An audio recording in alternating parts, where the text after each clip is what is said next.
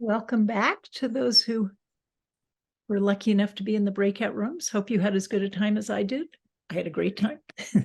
And now we'll move into reports from people. And thank you for those of you who are here to give us reports. We usually start off with reports from affinity groups. We don't have a lot of people on about affinity groups. And so, Rebecca, you're going to be the representative. I'll give some brief updates on some of the other affinity groups, but no one else from affinity groups could be with us today. Here's Meredith. Fantastic. Thank you. I love a stage and I can certainly talk, so I'll fill up as much time as you need me to, ma'am. Good afternoon, everyone. My name is Rebecca Slater. I live in the Boston area, and I am the facilitator of the Veterans Connection and Support Affinity Group. This group was started at a time where there wasn't really a large conversation going on, a lot of activities out in the field, but not really a locus here within BPRG. So my background is I work in defense, and I'm very familiar with the effects of trauma and how that can affect a family and a social circle. So I started this group with the effort to bring together veterans, veteran providers, and civilian advocates to really understand the veteran needs, especially as this movement is really, in a lot of ways, calcifying around them. They're leading the charge, and they make a great face out there, but what we're learning is that people don't really understand what's really the true needs. And so we have a monthly informal meeting of this group, and we do sharing. We talk about what's going on in people's respective space, whether it's somebody who works at the VA and they're trying to figure out how to maybe develop programs, or veterans themselves, how they find community or amplify their voices. Since I gave an update last, we've had a considerable number of new veterans join, and thank you for sending them our way. They kind of come through us through various channels, and they're not just in Massachusetts. They're in North Carolina, they're in Virginia, they're all over. And what we are offering is not to build something new. There are numerous nonprofits out there that are all really serving this cause, and they're doing really wonderful work. But we're really trying to say, as a funnel, bring folks in and say, all right, what can you do now? Here's maybe a network in your area. Here are who's doing ketamine here. We're talking about different things that are working. And then also trying to figure out, there's still huge gaps, and really trying to say, with these gaps, what can we do to help amplify or help move the needle wherever we can. As we've had more veterans join, we are starting to have some more veteran-specific activities where our monthly meetings will be sort of cross-discipline. It will be, but then offering some veteran-only space so they can share their stories in community. We had Jesse Gould joined us in May. He's the founder of Heroic Arts Project, for which I'm an ambassador. He came to talk about how to tell your story effectively as veterans are coming through in their journey. Some people just want to figure out how to tell their family or friends what they're doing, or they might have somebody who they served with who's having a tough time, trying to figure out what are the ways to navigate the discussions today. And so they're really enjoying coming together and anchoring there, and then to be able to support their integration. Looking forward, we are looking to do more activities such as that, figure out how we can really serve as the network that might take someone in from a retreat, whether it's Vets or Mission Within, or Rock Hearts, Hope Project, especially if they're local in Massachusetts, maybe do some local activities. But our calls right now they really cross state boundaries. So it's an informal way to share what's going on, not only across disciplines, but in different parts of the country. So yeah, really what's next is kind of reflecting on the last year, solidifying maybe the different sort of subgroups that we have within the group to try to work on some more concrete actions, such as support for the veterans and support group, or maybe some cross provider sharing of what's working. So those are some of the things we're looking at going forward. I think that is my update for today. Great. Terrific, Rebecca. No, it's very important, wonderful work. It's been great to watch it grow too. It's really, congratulations. It's great. adding on, as someone who's a civilian who's worked next to military veterans her entire life, I had no idea when I started this, and everyone, it's really when you start to listen and what goes on, there's so much understanding and listening to be done, because as civilians a lot of times we just don't really we don't get it, and so I think that's part of what we're trying to enable is that understanding. Beautiful. Great. Thank you so much. Gladly. So just brief updates from some of the other affinity groups. Gali Lodesh wanted to let people know that she's running the palliative care and psychedelic affinity group, and they will be meeting sometime in August. And so watch our next mailing, and we'll have the information about that. Tunde Aydin is running the DOI, Diversity Outreach Inclusion Affinity Group. Their next meeting is the 26th of this month at 6 o'clock. We'll have a Zoom link in our next mailing. Contemplative Practices are taking the summer off, and so are the North Shore practitioners. And there may be others, but those are the ones that I got updates from. And just a plug for Mighty Networks, that's our platform to communicate. So if you have any interest in learning more about any of these affinity groups, you can reach out to people who are running them, and Mighty Networks is an easy way to do that.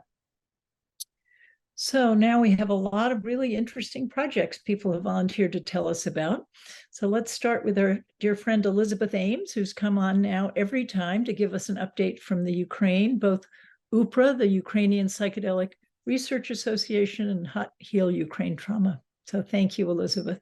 Thank you so much, Anne, and thank you everyone for your continued concern and interest in Ukraine.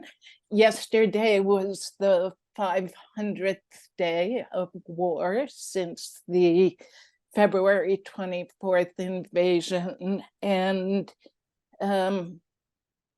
they will not give up. So anyway, work on conflict-related trauma mitigation continues apace for both the Ukrainian Psychedelic Research Association, UPRA, and Heal Ukraine Trauma, HUT, which are separate but very related and close organizations. UPRA continues to leverage the impact of the really outstanding May conference that HUT sponsored on the science and human impact of psychedelic assisted therapy, held in conjunction with Lisa Polyana, which is Ukraine's leading military mental health rehabilitation hospital. So the conference has had more than 15,000 views, and the social impact it's had and the governmental impact it's had really astonishes me. A legal reform process has actually started in the government, beginning with an official roundtable at the Ministry of Health, which is publicly supported by about 15% of Parliament.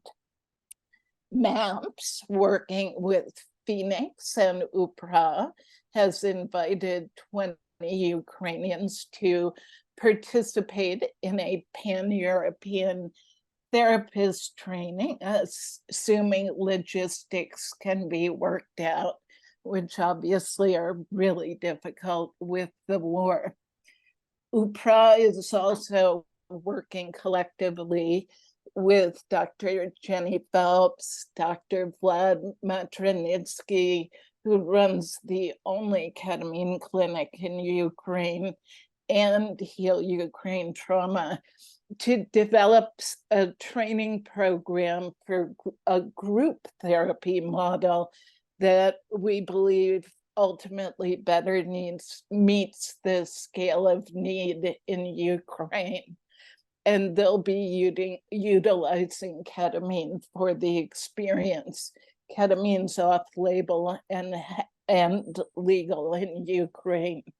And finally, UPRA is about 70% finished with the translation of Fluence's overview course, which they've generously offered free of charge to UPRA's membership. On the Heal Ukraine Trauma side, we have several programs currently underway or about to start, including delivering a mind-body program called Teaching Recovery Techniques from the Children and War Foundation to 500 children with one of our Ukrainian partners. So TRT, the Teaching Recovery Techniques, is an evidence-based mind-body program that helps children develop coping mechanisms to process traumatic memories and avoid the development of anxiety and depressive disorders. Further to that, we're supporting a clinical trial with 200 children in Western Ukraine, co-led by Dr. Dennis Ugrin, who's a London-based Ukrainian child psychiatrist. And this trial will test the effectiveness of adding a parenting module to the TRT program. We're working with the group therapy training program development model I described before.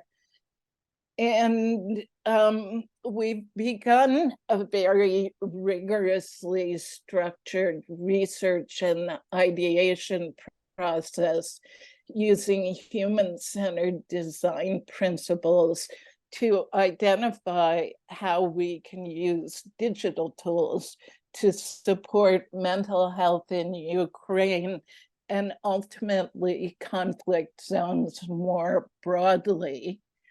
And our final focus is we've initiated a year-long fundraising effort now that we've really firmly established our proof of concept in Ukraine, where HUT is poised for very significant growth, and we're only limited by our financial constraints. So if you're interested in supporting, volunteering, or learning more about HUT's strategy and programming, please reach out to me. So we're so grateful to all of you.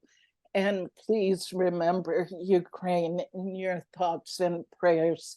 It's really tough there now. Ooh, thank you, Elizabeth. Thank you for all you're doing there. And reminding us. Thank you. Bhavya Rajana from Sapiens, please. Hello, thank you, Anne. Hey, everyone. My name is Bhavya Rajana. I live in Connecticut, and I'm the founder of Sapiens Therapy. We are a ketamine-assisted therapy research and training organization. Myself and Sung, who's actually not here with us today because she's on a week-long meditation retreat, we started CAP workshops for BIPOC clinicians earlier this year. We have done 2 workshops so far. The workshop is a total of 15 hours, offered as an afternoon of preparation, followed by a day of in-person CAP session, and then followed by an afternoon of Zoom integration call. We've had a total of 6 clinicians through these 2 groups that have gone by, and our experience with both groups were very different and great nevertheless. We are committed to continuing these workshops every quarter. So we're going to be offering about 3 to 4 workshops every year. And our next workshop is going to be in September.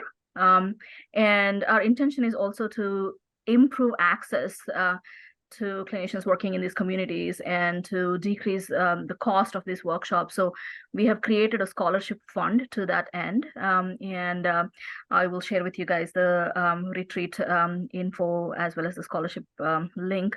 Our main ultimate goal is to provide these workshops for BIPOC clinicians free of cost. So appreciate any donations that can come through. Our next dates are going to be September 19, 26, and October 2nd, but I'm going to post the link there. Thank you. Thank you, Anne. Great. Thank you, Bhavya, for the work you're doing. And as many of you know, the BPRG has raised scholarship money for the BIPOC students, and half of the money we raise is going to be for CAP training, and we're working with Bhavya to do that together for the BIPOC community of CPTR. Bhavya is a CPTR grad and done a lot for the alumni, headed the Alumni Association. So thank you for all your work, Bhavya. Thank you so much, Anne. Bye-bye. Signe Goldman, another CPTR grad from the Living Medicine Institute in Asheville, North Carolina. Hi, everyone. I'm a psychiatrist and I run a training program in ketamine-assisted psychotherapy or psychedelic-assisted psychotherapy. So I've been training clinicians to do this work for many years. But I'm not here so much to talk about my program as to sort of act like a field reporter to you guys, to give you guys an update on what is going on in the world of training programs.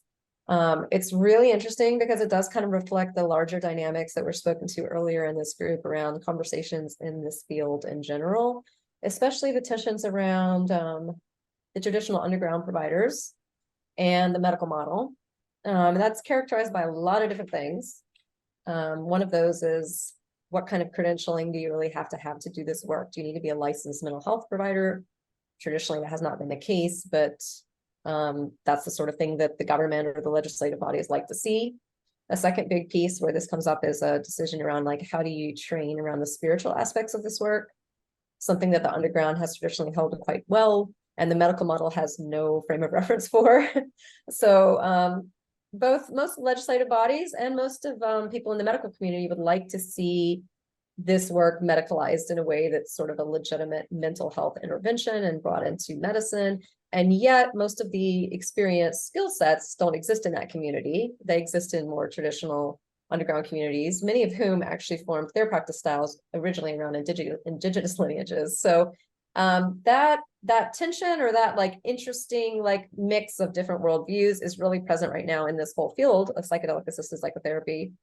And now that we're coming into, MAPS being where it's at with, with the FDA and these, it's really coming online in the medical world. There's a huge need to fill the gap of, like, how do we have this dialogue?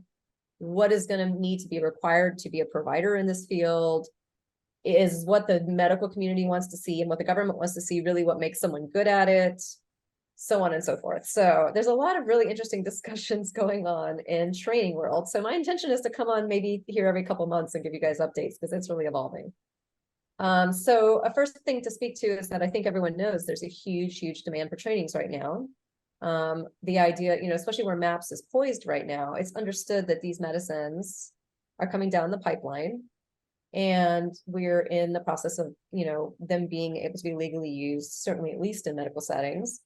And everyone for years now has been asking the question, like, who's going to be able to use them? Like, how are we going to know?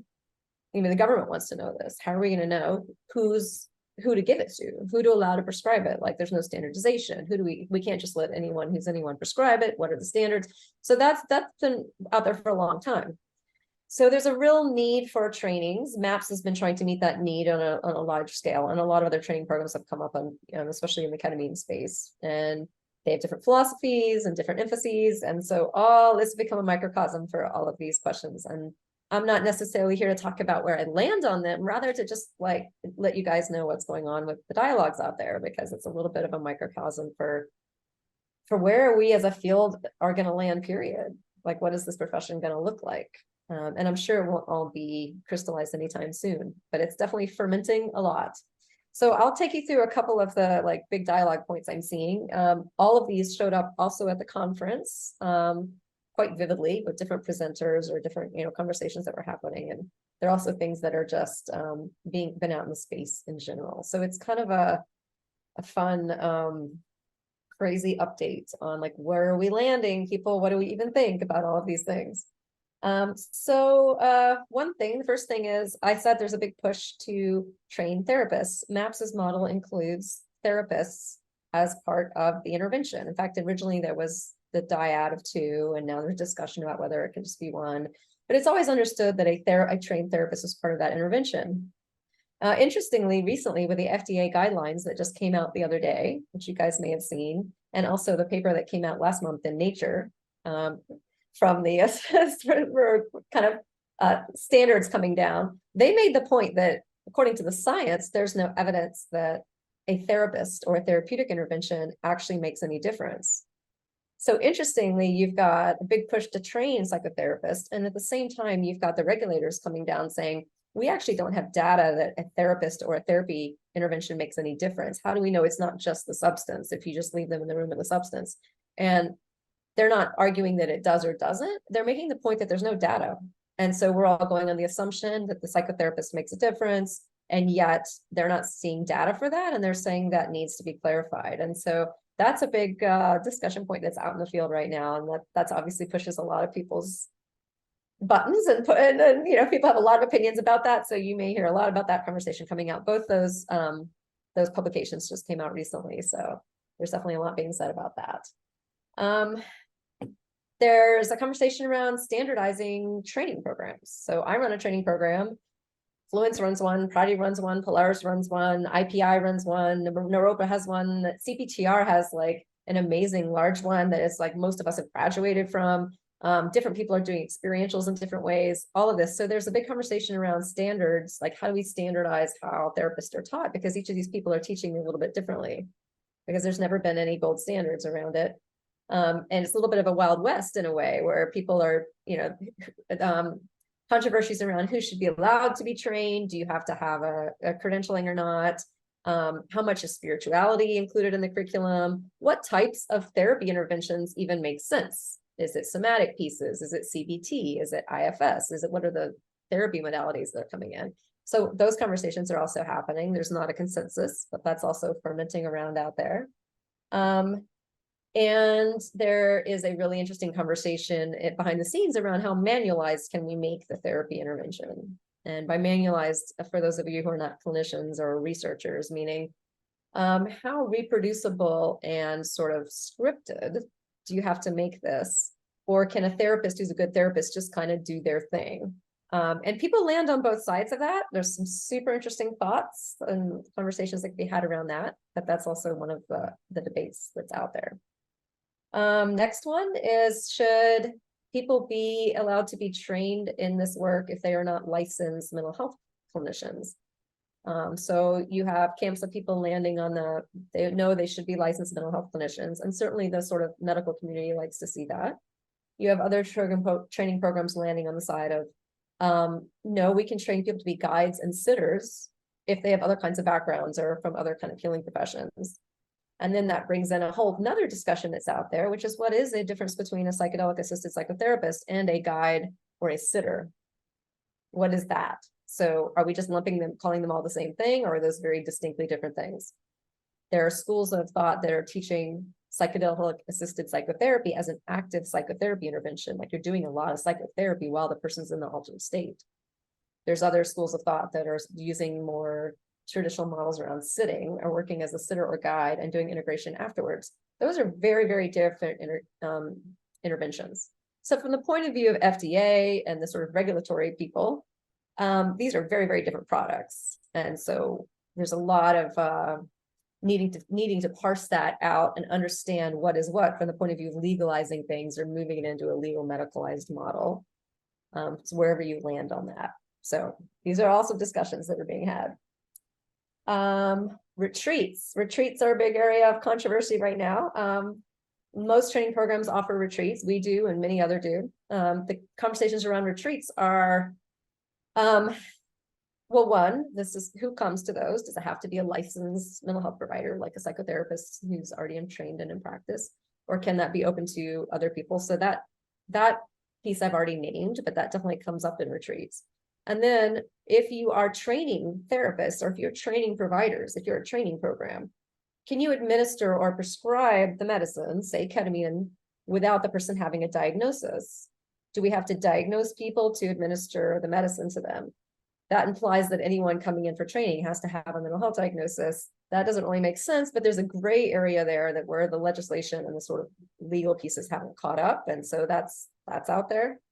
And then there is this trend in training in retreat models that they're not really moving into, they're often more into wellness or personal growth, and they're less marketed under mental health treatment or the medical model. So if you're not running a group as a group psychotherapy intervention under a treatment context, then you can run it in a training context. But if you're just opening it up to people who want to be more on this spectrum of like wellness or personal growth or spiritual emphases, now you've moved away from the accepted medical model that regulators are comfortable with, and you potentially could put your license at risk if you are a licensed provider. So a lot of people are struggling of where to land with that and how to kind of brand themselves and also ethically do what they want to do with understanding what's expected of them. You see a lot of back channel conversations around that area. And then lastly, there's a lot that could be said here, but since I don't want to take up too much of all of your time, and I'll try to come back and do more of these because it's in a rapidly evolving landscape. I mentioned to a couple people earlier in this meeting that cannabis as a psychedelic is moving into the scene in a bigger way in the training world. So there's an increasing dialogue, conversation, and use of cannabis in a specific way. Whether the word psychedelic can technically be used, I think is a separate conversation, but using it in the same way, basically to induce an altered state that de-emphasizes the default mode network, drops people into expanded awareness, helps them move out of their sort of trauma-based guardedness patterns, and allows them to access content in a different way. So can it be used in a way that is functionally similar to the other psychedelics, and how does that get moved in? And so that's just like an interesting thing that's coming in and starting to pop up a lot more, and a lot more conversations being had about that, and trainings being offered in it. So I just think you guys will all start hearing more about that, over the next few years. I think that's coming on the scene, which is not something that I think a lot of us predicted. So that's fun and interesting too. So I'll stop there, and like I said, I'll try to sort of come on periodically and give you guys a now where we're at in training world conversation, because it's definitely, there's a lot there, and it encompasses sort of so much about who we as a field say that we are and what we're doing, especially with these pieces around nature connection, spirituality versus medicalization and legalization, and the FDA needing to see data. But what data on what? Is it data on the spiritual intervention? Is it data on the therapy piece, or is it just data on the substance without any of that? And if you do the substance without any of that, then what are you actually measuring? So as you can imagine, this would be a really fun dinner conversation for all of us to have someday if we ever were at a giant dinner. But I'll stop here for now for closing this very large subject and drawing a little bit of a nutshell piece around it for today. So thank you very much. Thank you, Sydney. Lots and lots to think about there. So let's have a dinner party sometime. Yeah, we all should.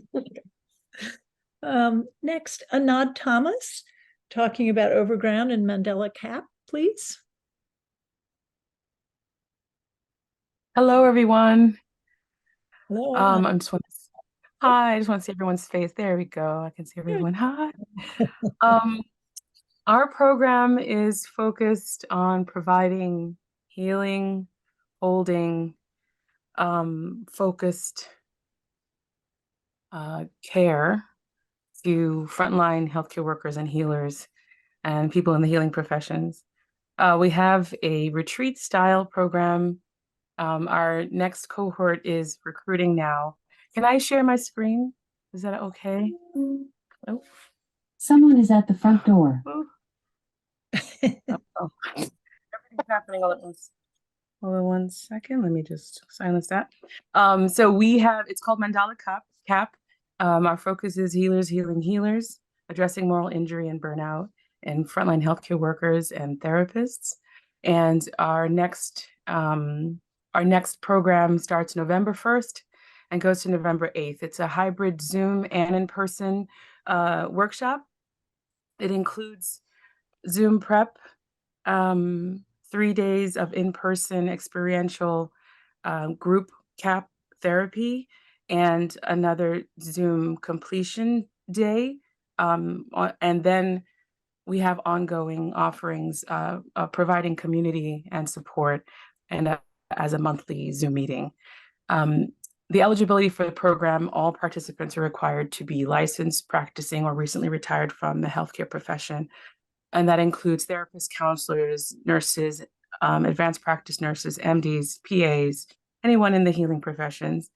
There is a thought to move to educators and other service professionals in the future. And for now, we're really focusing post-pandemic on those who provided care and getting us through the pandemic and are dealing with their own trauma.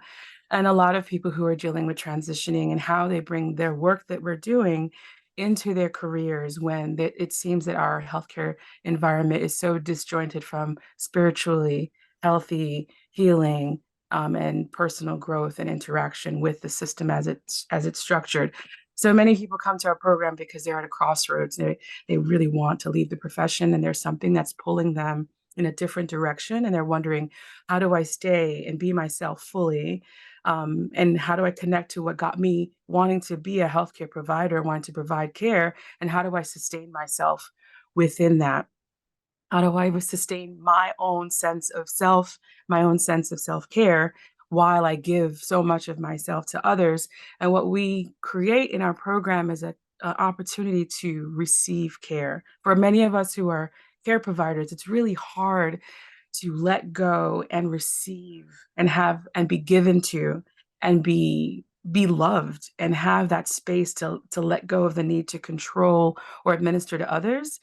This is a place to be filled up. This is a place to be held, to be loved, to be cared for, and to be filled, and to be really given the opportunity to search in a safe environment, in a non-ordinary state, in a group of your peers.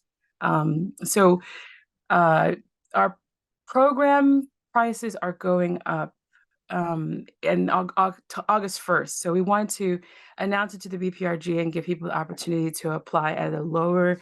We had a pilot pricing this past year, and our prices are going up from, I think our pilot pricing was a sliding scale of $800 to $1,200, depending on your ability to pay. And our prices will be going up from $1,200 to $1,600 as of October 1st.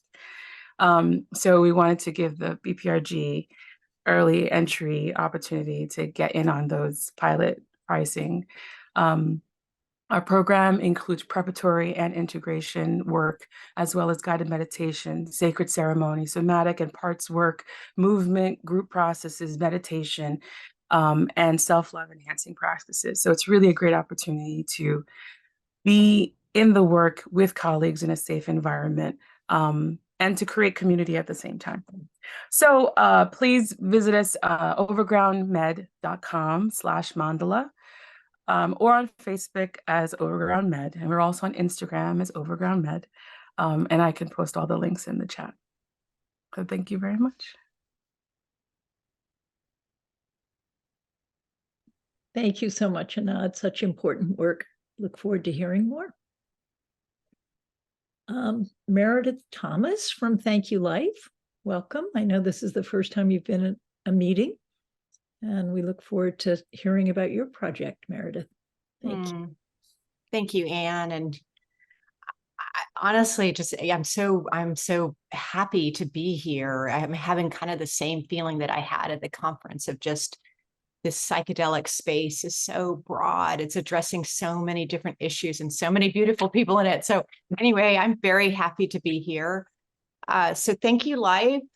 Those of you that don't know, we're a new nonprofit, and we have a simple but profound mission, which is to give access to psychedelic therapy for those that can't afford it.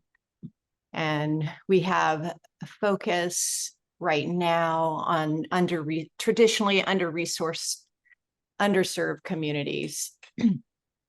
So we got our C3 designation in December. We're already funding, we're already on our way. We're funding some really pioneering work, some really exciting work with practitioners that are embedded in their communities that they're working with. We're funding a queer BIPOC group in California.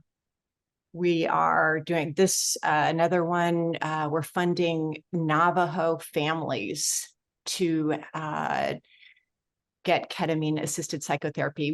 We deal in the United States with legal medicines, so we're not going offshore. And let's see what I really want you. So that's Thank You Life, and we are in party mode. Tomorrow night we're having a live stream launch, and honestly, I have just been so honored and humbled by the musicians, the thought leaders, athletes that have said, really some of the most famous names in psychedelics that have said yes to speaking, performing. And what it says to me is this issue of access, they all feel. And so they are willing to advocate for psychedelic healing for all. I don't know if any of you had the opportunity of seeing Snow Raven at the conference. She was, I hope you did. I'm ready to sell all and be in service to her. She's an incredibly unique individual from Arctic Siberia, and she's performing. Dr. Dan Engel, whom some of you might know, is actually Thank You Life's co-founder. He'll be speaking. East Forest, Parangi, Q Violin. If you don't know these beautiful souls, I want you to know them. Daniel Carcillo, who maybe some of you know, he's a huge advocate for psilocybin healing traumatic brain injury. Dr. Julie Holland, I hope you've just read her last book, which I think is just an incredible book about the science of connection. She'll be speaking. And Louis Schwartzberg, who comes out of the psychedelic closet and speaks about his own experience. He'll be speaking about his own experiences with psychedelics and the connection with nature, gratitude, and how psychedelics open up that portal, that connection. So anyway, super excited. It's tomorrow night. I will put the live link in the chat. What we're hoping with this launch is that, well, first of all, it's just honestly, it feels like another gift. You know, that there was, like at the conference, there were so many gifts that came up, but I feel like it's a gift from these the all-star cast to the world, but it's also for Thank You Life. We hope that this will be the start of a grassroots, community-led, collective effort to give psychedelic healing to all. So that's my infomercial, but as you can tell, I'm super excited about this and just really grateful to be here at this meeting and to keep learning. Thank you. Many thanks, Meredith. You're doing amazing work, and you can see it links in and is connected with the people who presented before you. So I feel like a lot of synergy could be happening here, which is very exciting. For sure. And I'm writing names down, and some of you are going to hear from me. So it's really great to get this. I really appreciate this format. Great. Thank you. And even though it says we only have 22 people on, the word will get out to a much bigger group. And because it's Sunday in July, we have fewer than usual, but the word will get out, I promise. And so thank you, Meredith. And speaking of getting the word out, Jeannie Fontana from Treat, California, has a very exciting project that she's working on. We learned about it out in Denver and had the pleasure to meet Jeannie there. Also met Meredith, most of you. It was great. Jeannie. Delighted to be here. Thank you, Anne, for including me. And it's lovely to hear your voices and your stories. I want to share with you, I'm on my Peloton bike, because I believe sitting is the new smoking. So that's why I'm bobbing my head around. So I think it'd probably be easiest for you to go to the website, which is treatcalifornia.org. Just by way of background to share with you that I come out of the non-psychedelic community as a program leader where we brought stem cells to the world by creating a funding agency in California, where we were able to use this monies to build the stem cell ecosystem, which is now known as the regenerative medicine world, of which the longevity world is joining arms with. So as I came into the psychedelic space, touched by personal growth and feeling the need to help millions, I'm bringing this model to help fund all these important projects that each and every one of you are drawn into this space to do. And my overview of this space is that the clinical trials and data coming out of our top academic institutions, as well as the work from MAPS, has certainly led to very, very promising preliminary data that is deserving of and worthy of funding to properly bring these medicines in a safe, responsible, ethical manner. So to that end, we have launched an initiative in California. It's a citizen-driven initiative. It's a response that citizens can demand their government meet their needs, and that's what we're doing. So we are asking the citizens of California to vote yes on TREAT, California Act, in November of 2024. A yes vote will create a $5 billion funding agency whose funds come from the sale of California bonds, so taxpayer dollars do not go up directly. We think that's important. And the 5 major divisions will be focused on treatments, research, education, access, and therapeutics. We're first addressing mental health issues, including addiction and pain, using psychedelic assisted therapies and other novel therapeutics. So we're quite excited about this. We feel we're gaining lots of momentum. I want to share with you that I have a crack team of just top-notch professionals who are moved to help in this space. And I need to highlight 2 of my most recent team members. So we're running a campaign. Campaigns in California cost on average $30 million. A lot of it has to do with the signature gathering portion of it. We have to collect 1 million signatures that we're going to be starting in September. So in order to do that, well, we have to raise money, but also we are mobilizing the workforce. So to that end, we secured the chief strategist of one of the largest unions in the country, the AFL-CIO union, and he is running our campaign. He has run hundreds of campaigns, both nationally and internationally. We're just delighted. His first call that he made was we secured the firefighters unions to support us and endorse us and help us gain signatures. We're in discussions right now with the nurses union. So we feel confident that we will continue to add the unions that represent the workers in the state of California. The other group that we are blessed to have join our team is General Marty Steele from Reason to Hope, who will call the 1.8 million vets in California to help us secure both the signatures and demand better healthcare, mental health care for those poor men and women who are really struggling. I think I'll stop there. It's just a big, because it's a big project, and asking each and every one of you to please reach out to me with any questions, and we need help spreading the word. We have 180 days to qualify for the ballot in California. We think it's important that we just qualify, because if we don't qualify, all this opportunity to create this funding agency doesn't happen. So I think I'll leave it at that and say thank you, and I'm open to any questions and look forward to further discussions. So thank you. Thank you so much, Jeannie. And a point that was really important for me to learn from you and your team is this funding is not just to be spent in California, will be raised in California, right? But then can Yeah. be spent other places.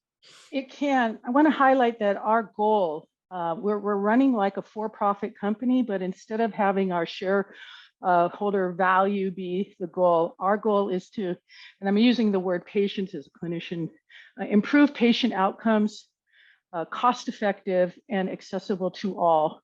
So if it means that there's a program running outside of California in our country and or internationally that will help us reach our goal faster, we will fund that. We do have some concern, there's concerns from the voters of California that monies have to be spent in California, but we're addressing this way. And she was pointing out that if we can help improve patient outcomes, make it more cost effective and make it accessible to all, we are certainly looking forward to and eager to partner with those organizations that help us reach that goal. Thank you. Thank you for that clarification, Jeannie. Great. And thank you to everyone who gave these wonderful updates. There's so much excitement and so many exciting projects happening. It's wonderful to be able to share them in this format.